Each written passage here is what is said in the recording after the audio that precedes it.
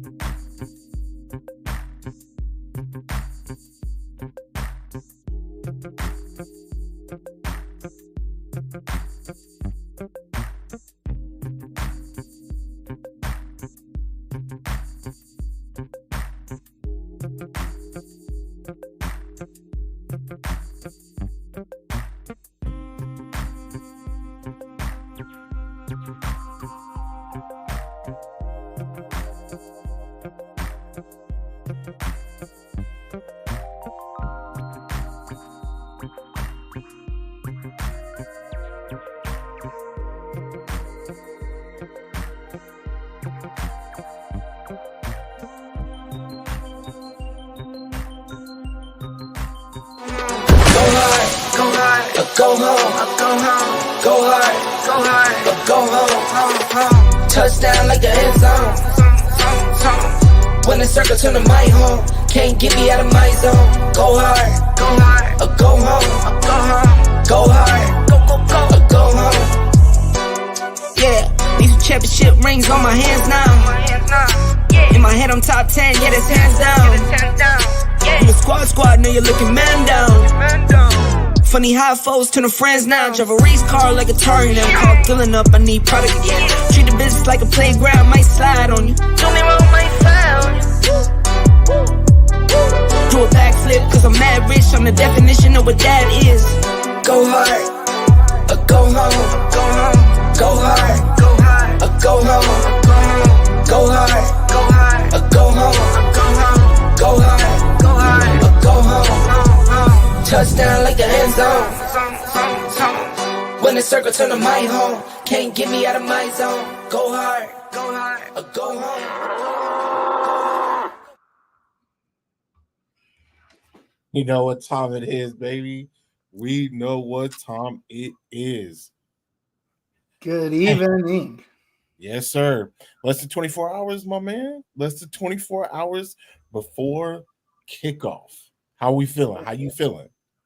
I'm feeling good. I mean, obviously, we'll talk about what's going down, what happened last week. We'll get into that. I'm actually I'm not feeling. I feel better this year than I did last year in this game. Okay. Well, I mean, we had a bit of the unknown, right? Yeah. But now we've got some stuff in the tuck. We've seen some things. But first, before we get into that, again, welcome to the Longhorn Fan Battle Podcast. I am Tim Wayne. My man, Dion Gandhi, a.k.a. Harish, is here. We're getting ready to, again, discuss everything Texas-Alabama. Again, kickoff is in less than 24 hours. We also want to do some recapping. But before we get started, always make sure you get the best Longhorn news that college has that we have to offer from fanbattlesports.com. Again, you can catch all of our previous episodes and things there, news articles and such. If we have anything breaking, it'll definitely be there. So make sure that you guys stay tuned into there. Also, make sure that you follow us on Longhorn Fan Battle at Twitter, where my man, you could get, just you may be able to get some stats out of there, or you may just get straight up pure trash talk. That's what we do best. And we are almost at 100 followers. So Man, please follow us on Twitter. We're getting there. We're going pretty rapidly. So I want to thank all the support out there. So we appreciate it. But definitely give us a follow there. right. Eight followers from 100. So Right. And so make sure you guys also feel free to follow us on YouTube as well. Leave comments on YouTube. Facebook is always really active. We appreciate it. Shout out to my man Trey. His birthday was yesterday. So I want to shout out him. He's always in and he's always super active. So Trey, if you ever see this or if you watch it, happy birthday, my G. And best wishes to you. So now we got all of that out the way. Let's get right into it. Let's talk about it. I mean, it's here. It's staring us in the face. So let's knock it out. Last week was week 1, and TCU, the former runner-up and national champion, happened to host the Colorado Buffs, who will be Big 12 in the Big 12 next year. And safe to say they look pretty solid. I do have some takes, but looks to be pretty solid. But we have been overwhelmed. I wouldn't say overwhelmed. We have been granted a darling by the name of Deion Sanders.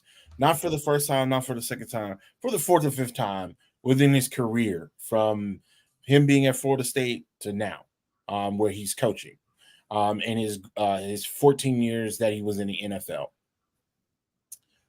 We got to see his son Shador and Shiloh both make and have impacted plays within that game. That game came down to 3 points? It was a 3-point game. 5-42? Right, something like that. So now we have all these sound clips and all these sound bites. Nebraska versus Colorado. If you're an old head of the Big 12, and even previous to the Big 12, this was a really big matchup back in the day. When they were in the Big 12. So we get to see it tomorrow. It's the first game that's going to be on air. It's going to be the biggest thing until Texas plays Alabama. It is going to be the biggest thing.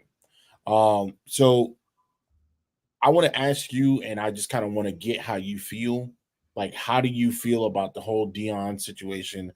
TCU, basically laying an egg in the second half, and losing to Colorado.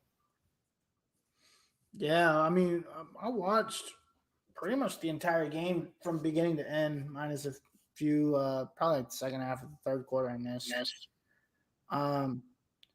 They're good. I mean, I think Colorado, what Deion has been able to do in just basically 8 months' time.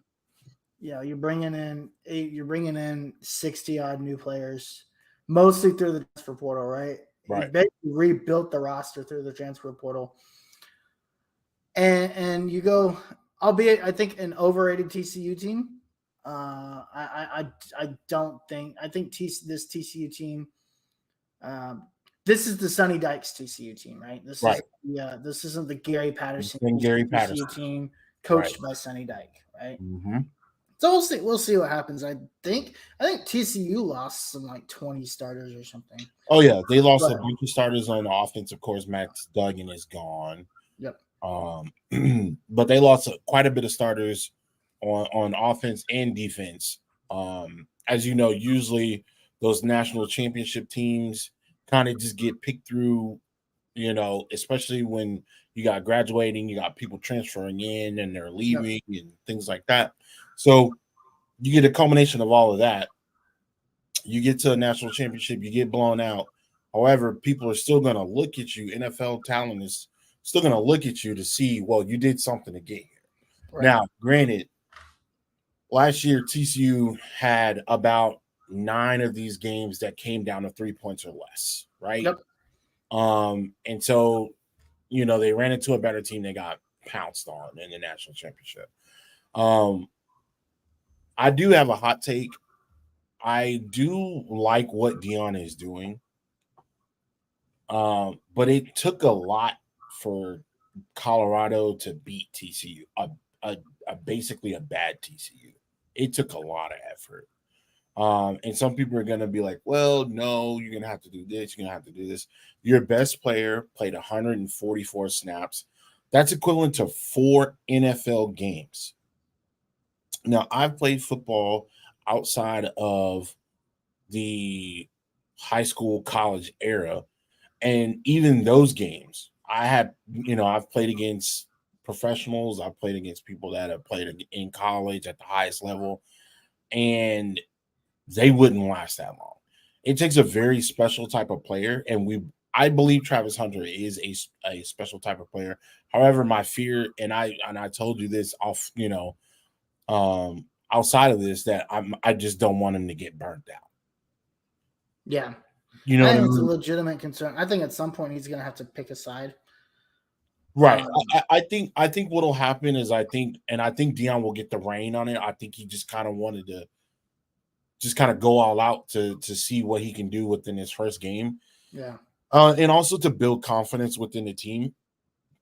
But they're going to have to rein it back on him somehow because, you don't want that kid blowing his hamstring or messing something up or doing something crazy because, again, that's that first game is a lot of adrenaline running through the whole game. You're going to have that adrenaline, right? I think they could do something. I still think they're not going to go undefeated. No, they're not. Like I've seen people saying, "Oh, they're going to go undefeated." No, they're not. But I just think it took them a lot to beat a bad TCU team. You had your best player playing over 140 snaps. Now Shedeur looked great. Yeah. That dude can throw the rock. You know what I'm saying? Really can. He can throw the rock. He looked fantastic. Yeah, really out of all of the stuff that's going on, Shedeur looked great. Now, do I know Shedeur looked great previous to that? Yes, because I watched Shedeur play at Jackson State on YouTube. So I know, and he was here in Texas playing high school ball. So we kind of already know what Shedeur does, but the country finally got they got a whiff of what he can do. There's a lot of NFL first round draft picks they're saying, or a lot of NFL GMs that are reaching out to these major media moguls are saying, hey, this kid could, if he continues to play at this level, he could be a first round. I think the way he's looking, he probably should. Other than that, I don't really have much to say. We already know how Deion is. He keeps receipts. If you continue to go after him, he's going to go. So that's just what it is. Yeah, I think I don't think Colorado. I think Colorado's schedule is too brutal for them to go. Colorado's schedule is real brutal. And again, and I said it last week, and I still stand on it. I think it shows this after this week 1. Yeah, the Pac-12 has the best quarterbacks. Period. Like Bo Nix, DJ up in Oregon State. You got Shedeur at Colorado. You got Caleb at USC. You got a backup that hung 40 on Florida and Utah. Like you got the kid at UCLA. Like the Pac-12 is pretty tight. And the problem for Colorado is they play all those teams. They play all of those teams. And as good as as cool as it was that they beat Colorado or that they beat TCU, that defense isn't built to beat these other teams yet. Yeah. But what it does show that this is clearly going to be probably like a 6 or 7 win team, which is about where we had them in that 6 yeah. And it's not a knock. They won a game last year. They can have games fall either way based on how they played against TCU. These games can fall either way. Now TCU, you got to pick your teeth up, dog. You've been popped in your mouth the last 2 times we've seen you. You got to. Sonny Dykes got to do something to rein that in because you get popped in the national championship, that's one thing. You get popped in your season opener, that's another thing. Like you gotta figure that out. You gotta figure that out. Fortunately enough for TCU, their schedule is weak enough to where they can figure it out. Right. I still think they go like 8-4 though. And good. Listen, people think 8-4 is bad for a TCU. That is not bad. That is a really, really good year. Like you said, it took a lot for Colorado to beat TCU. They're still going to be formidable. They may find a spark. They might wake up, find a way to get maybe a loss or maybe another loss, be 9-3, 8-4. That's not a bad year, especially off of a national championship year where your team basically gets gutted. Yeah. You know what I mean? And you're not in Alabama, you're not at Georgia where you just roll blue chippers in right after another. So before we get to Rice versus Texas and we recap that, my thoughts about the Big 12 as a whole. What a train wreck. Yeah, the conference sucks. And I can't wait to my God. I think the best moment was watching that Texas Tech Wyoming game and seeing Texas Tech lose to Wyoming. That was good. That was excellent to watch, by the way. Wow. Texas State beat Baylor. That was shocking. Well, it's not shocking because what kind of quarterback they got now, man. People forget they got a blue chipper at quarterback that transferred in from LSU. He was a backup quarterback at LSU. Really? Yeah, man, he was highly touted. This dude looks like LeBron James throwing a football. He's 6'6".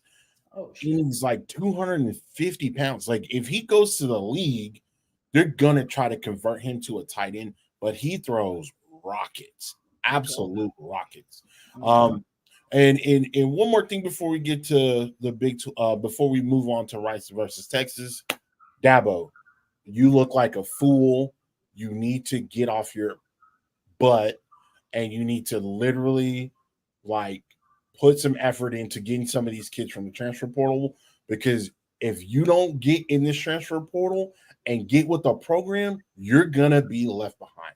That's all I got to say about that. It was clear last week. You don't believe in this. Your homegrown talent in your state alone ain't doing it. You're not Texas. You're not Louisiana. You're not Florida. You're not Georgia. You're not California. You're not Pitt. You're not Ohio. You're not Michigan. You're none of that. None of that can work for you. You cannot grow homegrown talent and just expect to go and run over everybody. That is not going to happen. Florida alone, Florida, Texas, Louisiana, and California alone is like football powerhouses. You think your little state, you think that because you don't want to jump in the transfer portal and you think that you can get these kids from your state to come in to Clemson and you think you're going to run over somebody that chases rabbits for a living, that likes to chase rabbits to gain agility in Florida in the swamp? You're crazy. That's all I'm going to say about that. Let's move on. Rice versus Texas. Tell me how you felt about it. Yeah, I think I was probably most impressed with the defensive line. Mm-hmm. We talk about getting a push on both sides of the ball, but I was also, Quinn was actually really good, minus the deep balls, right? Right.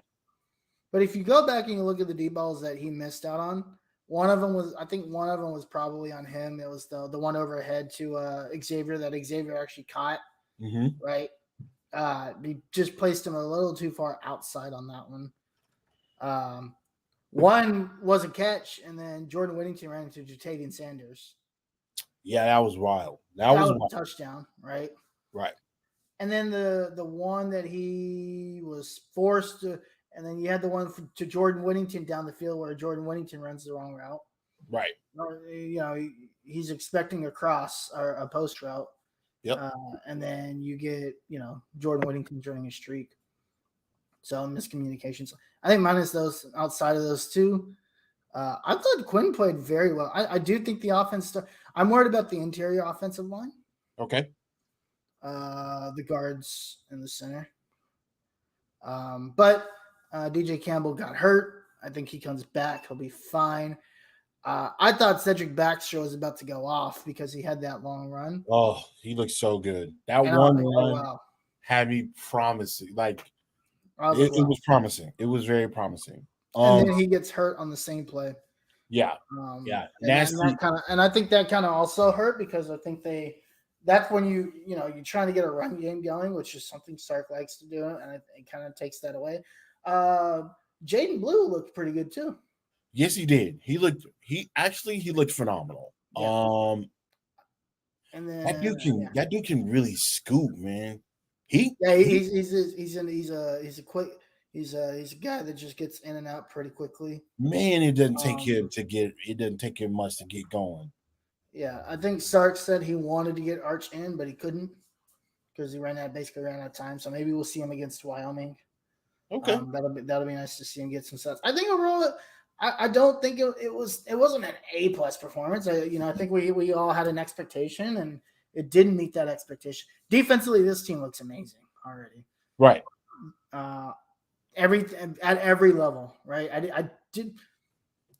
I didn't look very well. I didn't find a weakness. Even like Michael Bendo, who's a guy that David Bendo, who's a guy that does not look good.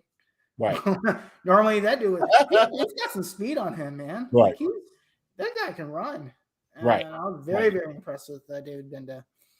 Defensive line, when you rotate in, I think they rotated in 18 different guys. They were fresh, and you could tell it carried throughout the entire game. Yeah, you could tell that all of those defensive linemen were fresh. Scheme wise, it was pretty vanilla. Like they didn't do anything crazy. They didn't do anything. They were just getting pressure with 4, which is great. There was no blitzing. You didn't really see any exotic blitzes or anything like that. Right, and we're not going to. Yeah, and well, I mean, maybe some of that is saving stuff for Bama next week because I do think you want to try, and we'll talk about that in a little bit. You want to try to confuse Jalen Milroe, but I also think I do legitimately think that some of that is also that defensive line just looked really good. Right. So what I took away from the game is that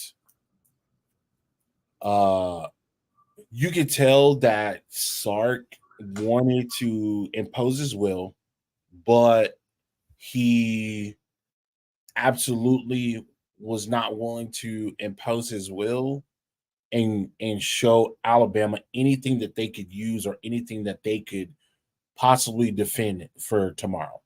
And you hit it right on the head. The play calling was extremely vanilla. Extremely vanilla to the point to where I was like, when we got to halftime, I was like, "Ooh, I don't know if this is going to work," because, like we stated last week, and we talked about last week, we covered briefly. You're playing against JT Daniels, and JT Daniels, even though he's been to quite a few schools, he's not trash. He started at basically every school that he's been at. He just so happened to be in a situation where they've had either multiple quarterbacks in a room, he got injured, and another quarterback came in and got hot. And so when you have things like that, that makes a real big difference. He's no slouch. He's gonna play in the NFL.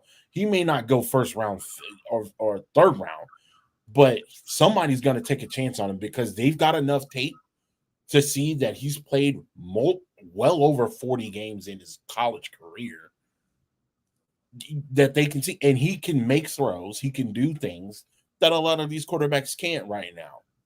Whether it be age or this, just not in their skill set. So JT Daniels is, to play against JT Daniels is one thing, and they played against him 3 times on 3 different teams, and he played against the Rice Owls, and he looked fairly decent. Outside of them playing like Texas, they're gonna hurt a lot of people because he's played really well. Do they play in a major conference now, right? I can't remember. Well, not a major. They play in a G5 now. Right. Yes. Yeah. Yes. That is true. So I kind of expected. I didn't expect Texas to hang 50.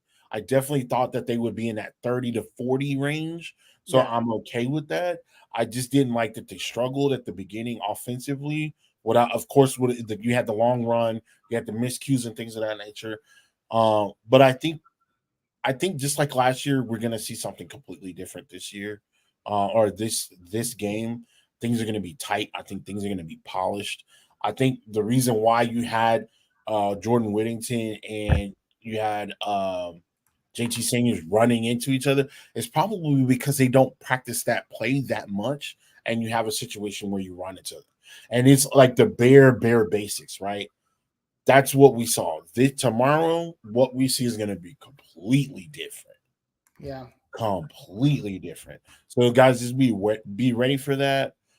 It's basically they're going to do the same thing against Oklahoma. They're going to dial it back. You're not going to be able to see that game before Oklahoma. They're not going to be playing.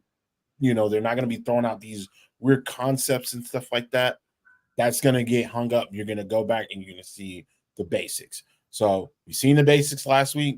Expect Sark to come out with a massive playbook, a play card sheet, and he's going to let it on. He's going to let it go. Like literally any and everything that you can expect to see it tomorrow. Yeah, I thought it was interesting that Sark earlier on the week said, Quinn looked good this week. He has looked good, and they're going to do some different things to kind of get the playmakers out there in space a little bit more this week. Right. Xavier Wardy looked amazing, by the way. Yeah, he did. He looked like a first-round draft pick. Yeah, he. This is the thing. If that's a guy, but that's a guy that they it seemed like they were being purposeful around getting him the ball. Right. And the way that they did get him the ball is basically what I think we need to do, right?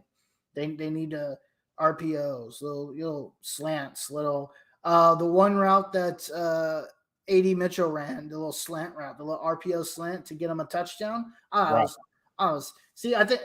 do think Sark does dial up some really.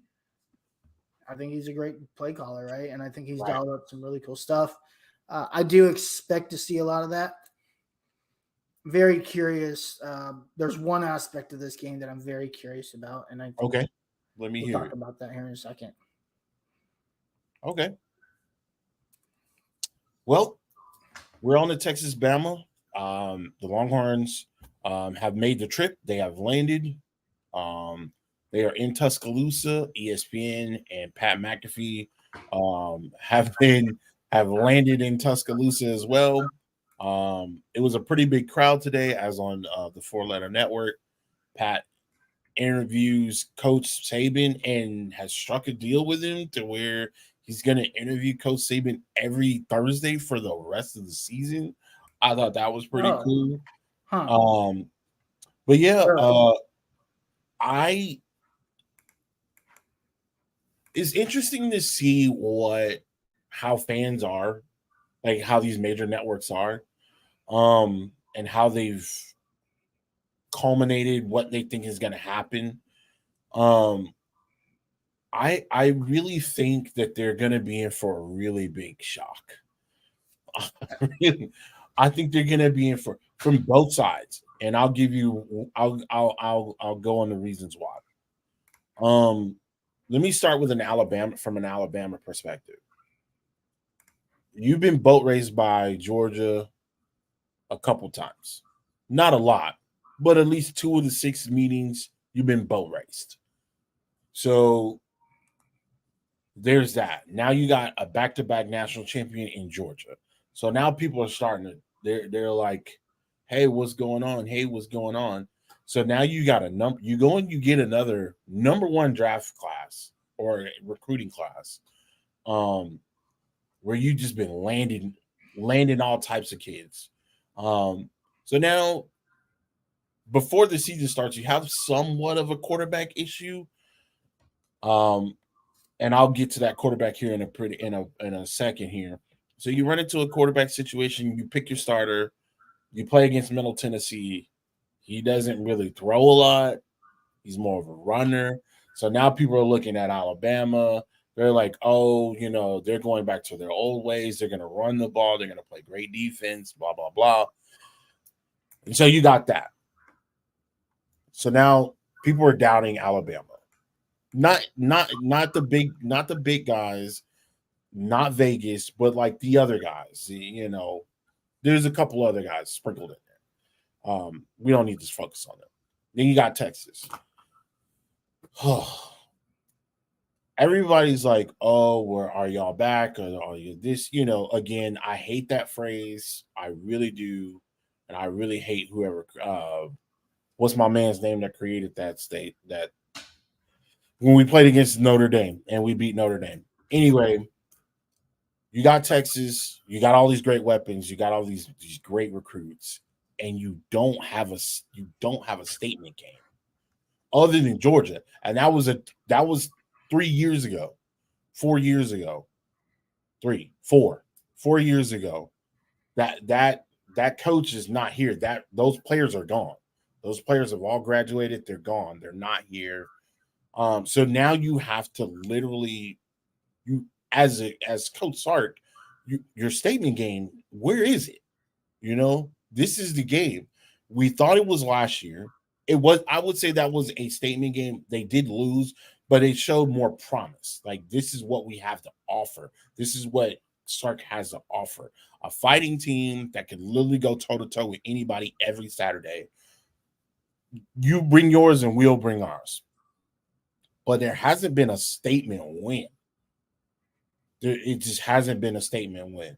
The expectations to beat Baylor are always going to be there. The expectations to beat TCU, Tech, Oklahoma State are always going to be there. Kansas, Iowa State, those are always going to be there. But you don't have a statement game. And so it's like these two issues are going to come collide tomorrow. And to me, you're going to have a pissed off Nick Saban because people are doubting him.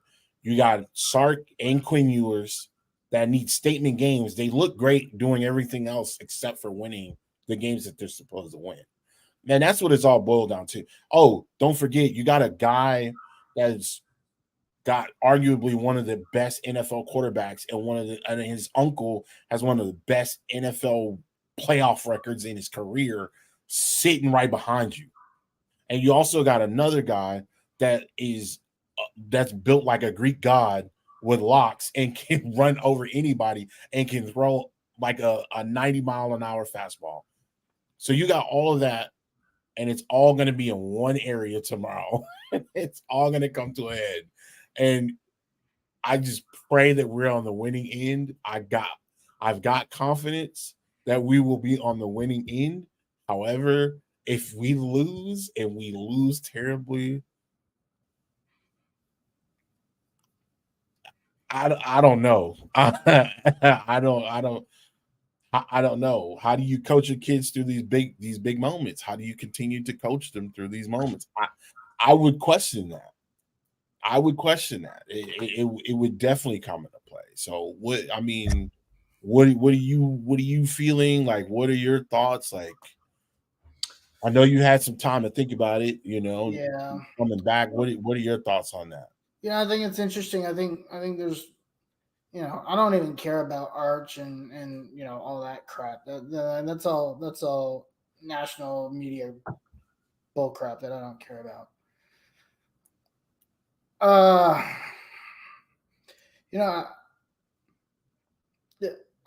would say this is a statement game, I guess, because there is an opportunity here to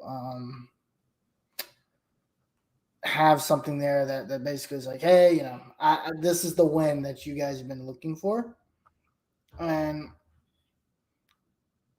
I think this is a great opportunity to do it because, quote unquote, Bama is quote unquote down, right? Right. I just want to see the one thing I have yet to see this Texas team do under Stark is play full four quarters. Ooh, yes, sir. Yeah, I want to see them now. If they played a complete 4 quarters and they put it all out on the field and you still lose that game tomorrow, I'll be okay. I'll be okay. I will be okay. Right. But if the offense, here's the thing: Sark is going to have an opening script. I expect this team to be up by 10 or 14 points to start this game before halftime. I expect that to happen. You look at last year. He's one of the best. How many we were up by double digits in every game, including Alabama. Right. Like I think we were up 17-7 last year. Yeah, something like that. No, 14-3. Something weird. Like I can't remember what it was. Right. Right. And then we kind of laid a goose egg. Right. I would not be upset if we lost this game like 27-26 or 27-24, but we played a solid 4 quarters. Right. Right. And it really truly did come down to we just ran out of time.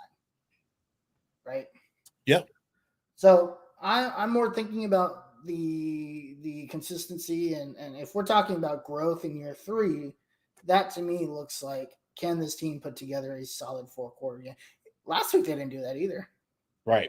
So they still very have yet inconsistent to in do the it. first half. They still have yet to do it. So I think that's probably the one thing I'm looking forward to is seeing if they can put together a solid 4 quarters. Okay.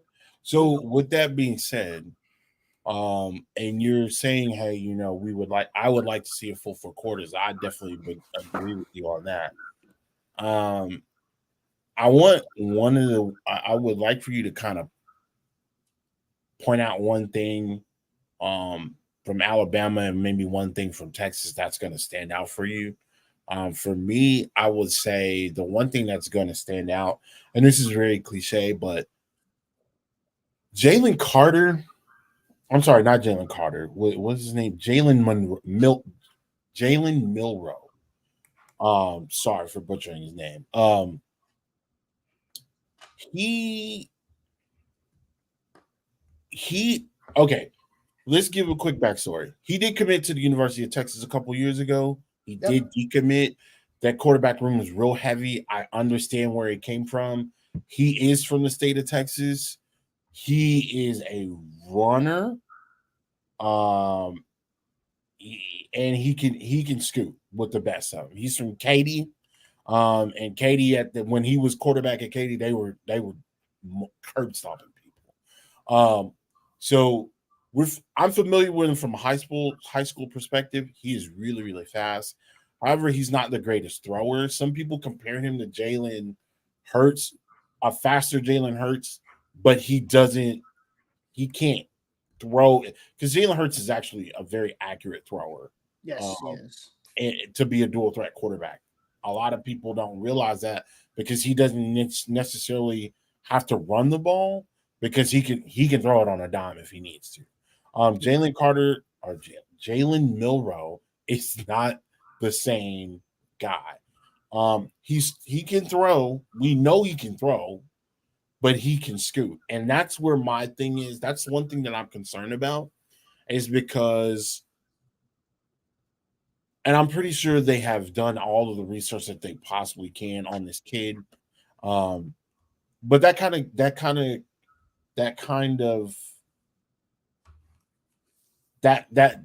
of makes me a little nervous. Here's why. That's what Bryce Young did last year. He could get the ball off, but he wasn't able to get out there like he needed to. And the plays that he needed to make at the end of the game, he made with his legs. That first down on that 2nd and 17 that they had, and he ran 18 yards in the 4th quarter.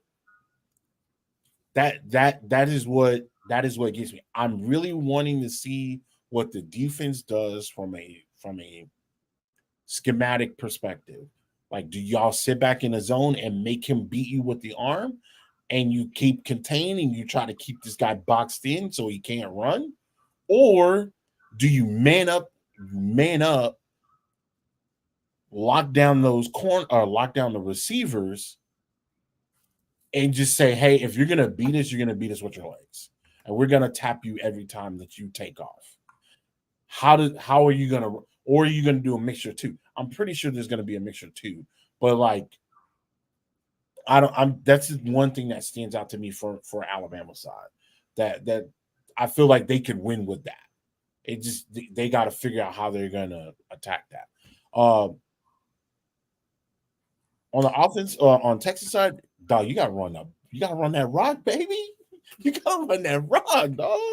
You gotta get out there. You gotta run that rock. You gotta establish some type of offense. You cannot be one dimensional. You gotta be able to run a rock, and you gotta be able to make the proper passes, get the proper tempo and things of that nature. You gotta be able to get that. And if you say one dimensional and you put it in Quinn's hands, I don't think that's gonna work in our best nature. You got to have a balance of both. So, what are two things that stand out to you, or maybe even two players that stand out to you tomorrow that are going to be important within that game? Yeah, I really think I would agree with running the ball. Even last year, I took a look. I think Bijan Robinson only had like 56 rushing yards last year in this game. Mm-hmm.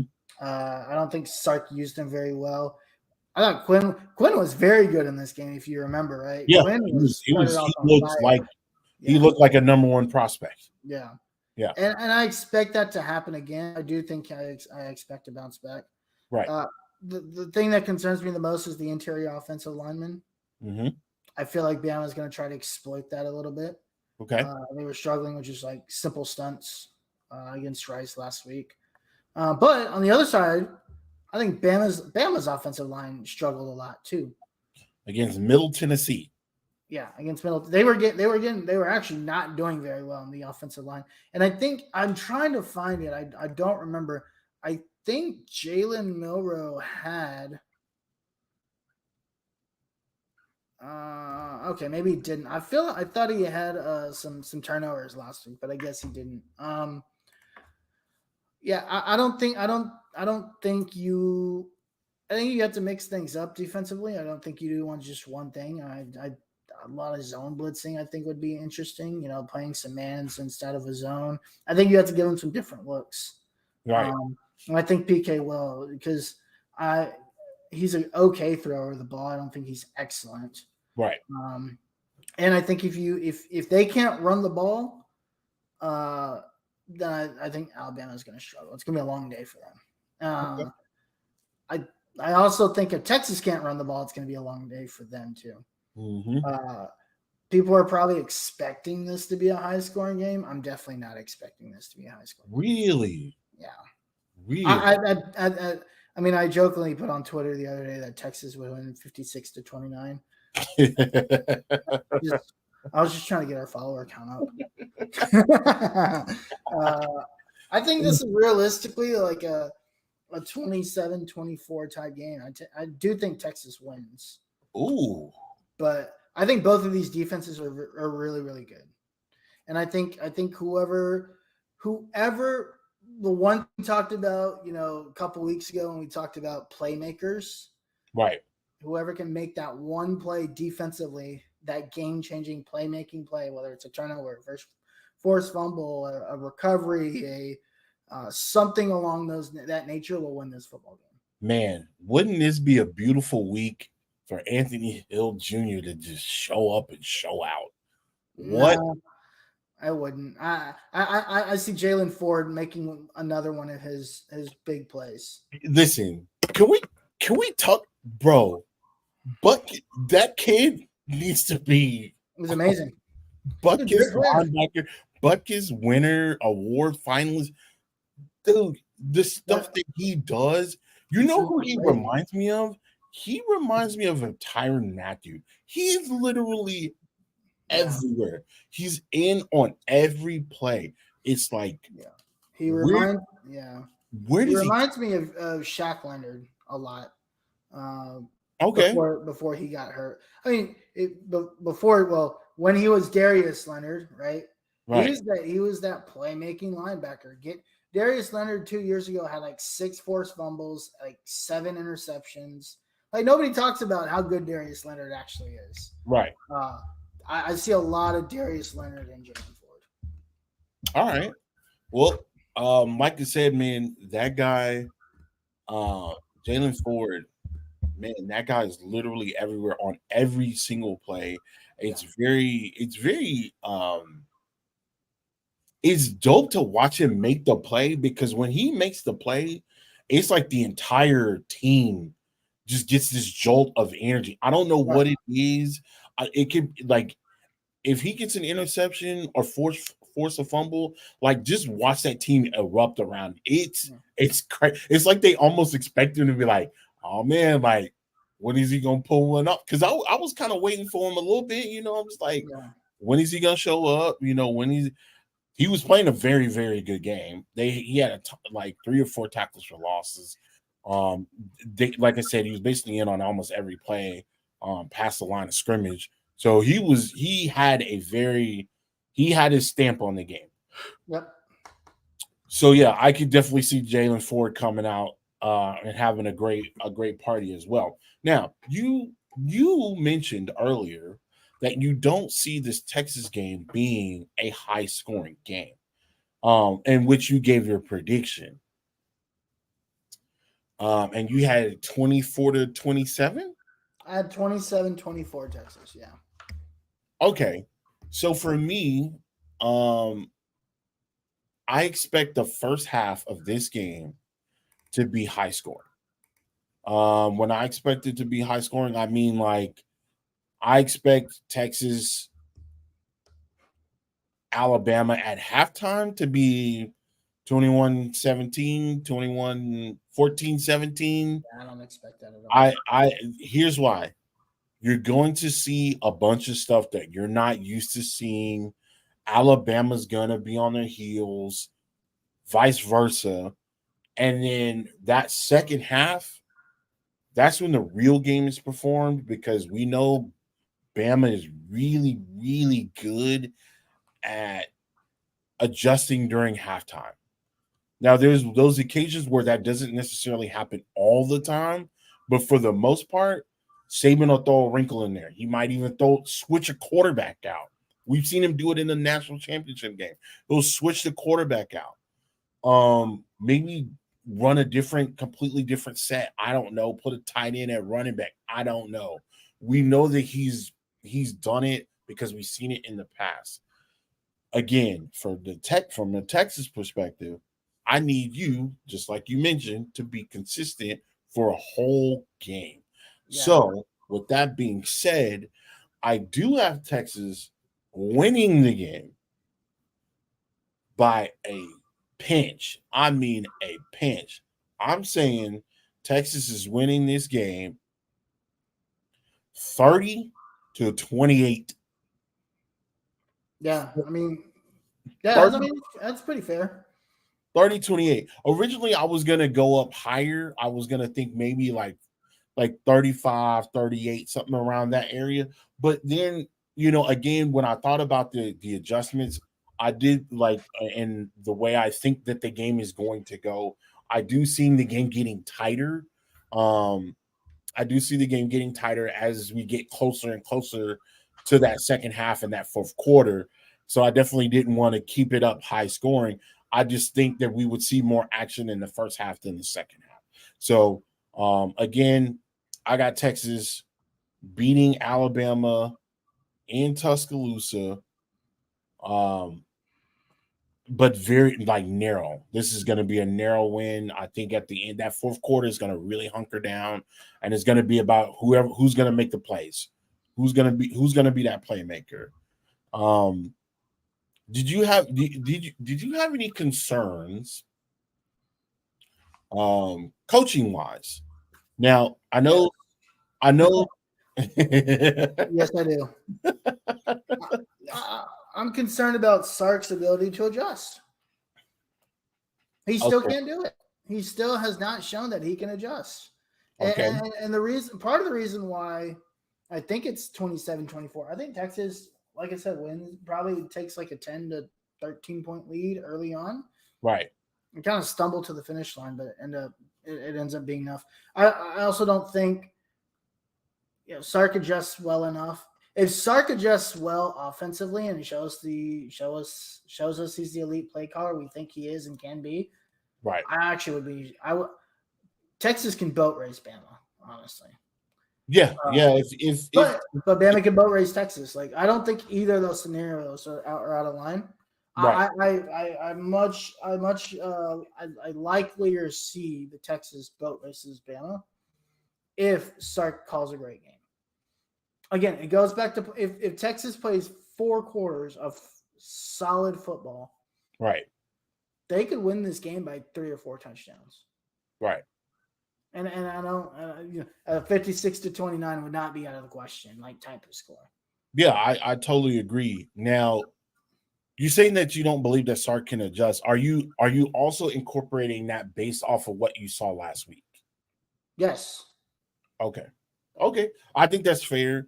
Again, I think, and I told you again prior to that, it's gonna be a bare bones game. I think Sark was able to adjust properly. Um, the second half. Were there some miscues? Absolutely. But to me, those were the against Rice, that's where you want to make those mistakes. You don't want to make those same mistakes against Bama, right? Because again, they've got enough talent to where they can get out there, they can jump on you, and next thing you know, you're down 14 points in the fourth quarter, and you've got two turnovers that's happened on your side of the ball, on your side of the field. So I get what you're saying. You're looking at based off of what you saw. Again, I'm gonna exercise a little bit of grace on that end Yeah. because again, he didn't open up the playbook. If he opened up that playbook and it was still like that, then I would be concerned. But until then, with that being said, I'm gonna give him a little bit of grace. Now, um, one thing that like matchup wise, I'm really trying to see I think a really interesting matchup that a lot of people are going to be paying attention to is going to be those UT receivers versus Saban's defensive backs. We all know that Saban is like he's produced some really good defensive backs. He's got Kool-Aid over there.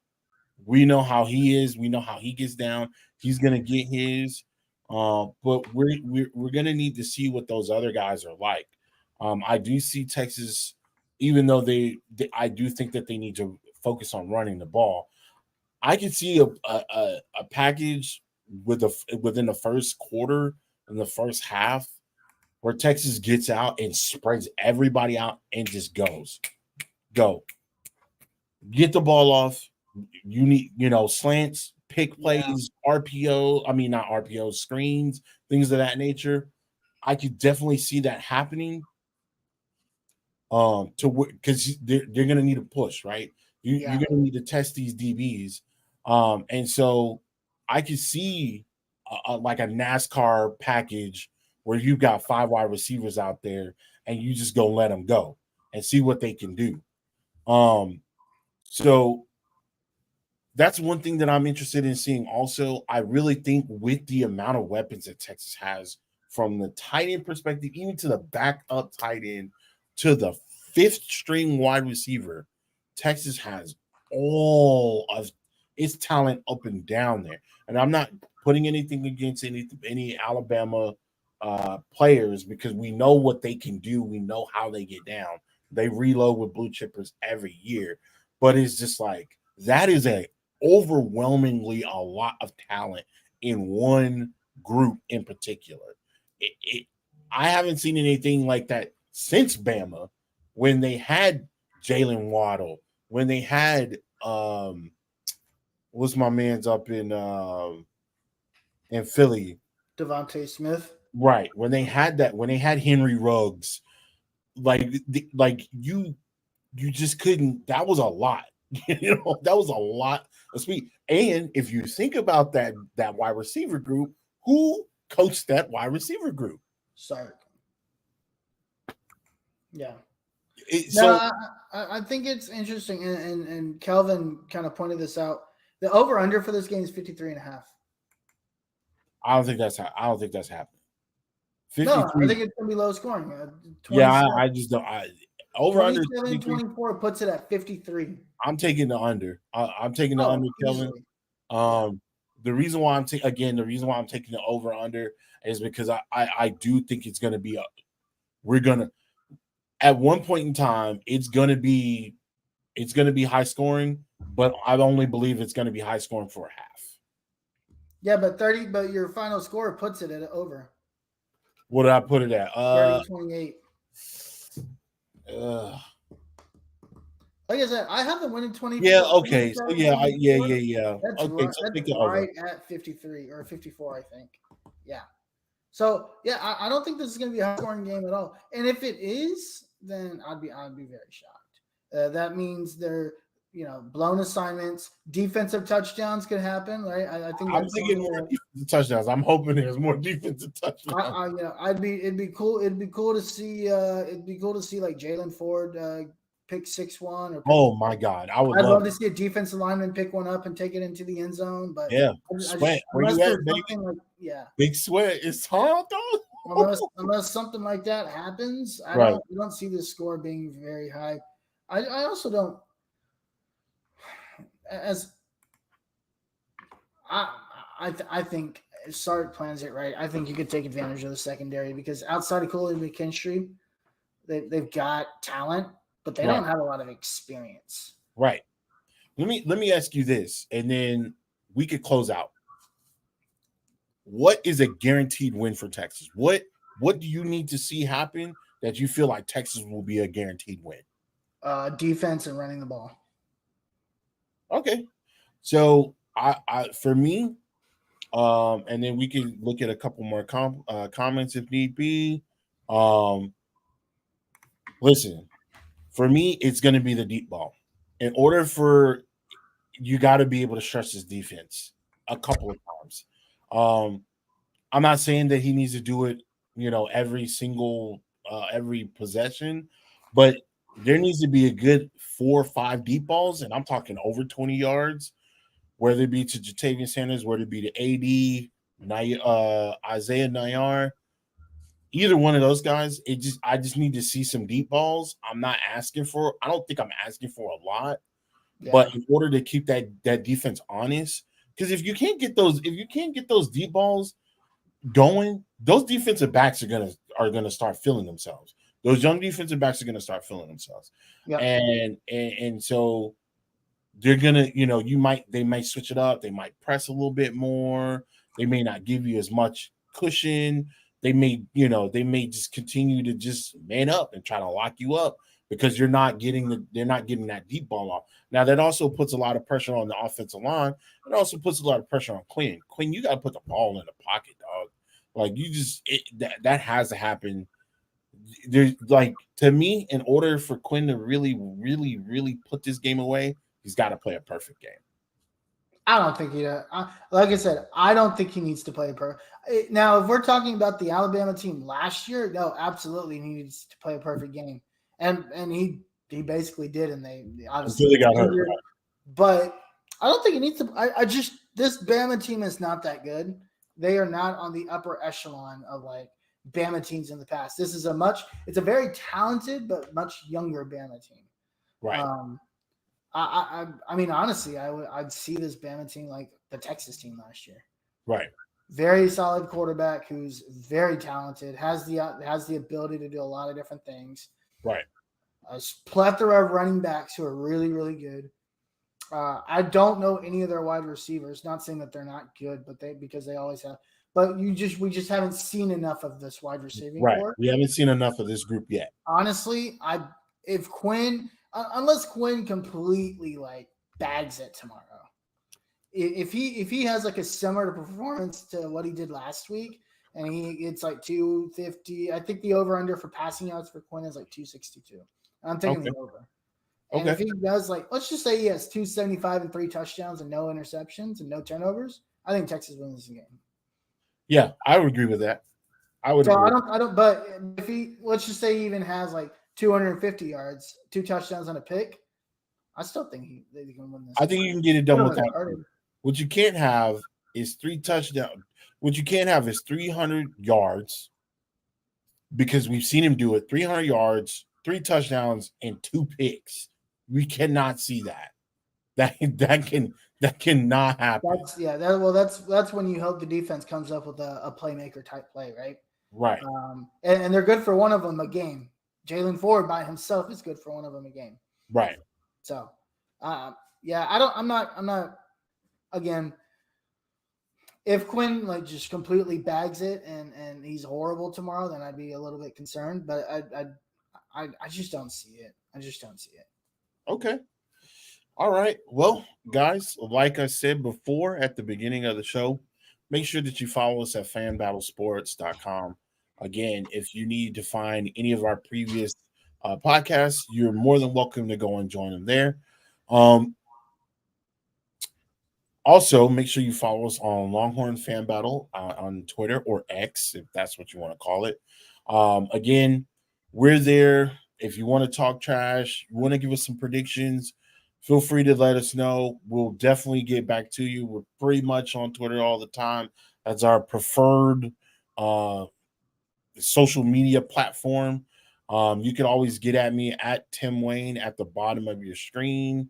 You can also get at Harish at the Uncle Gandhi. Do you have anything, any parting ways or any notes, jewels, or gems you want to let us have before we get out of here? I just want to see a 60-minute game. 60-minute game, right? Or sorry, it would be a 60-minute game. 60-minute game. That's all. Yeah. Again, I definitely understand where you're coming from.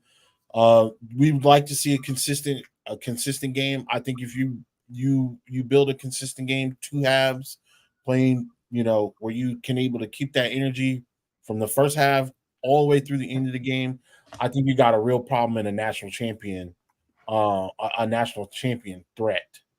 Twitter versus X equals Twix. That was funny. Sorry. That was pretty funny. But yeah, just the consistency. I think that's both what we've been wanting to see from Sark since he got to the University of Texas. And so we look forward to it. Tomorrow, a big slate of games. Again, we're more focused on the Longhorn. So you could always go and catch your local cable provider or not to catch up with those games. I'm Tim Wayne. That's my man Harish. We're out of here. We'll see you next time. Till Gabriel. Welcome. Go home. Touchdown like the end zone. When the circle turn to my home, can't get me out of my zone. Go hard.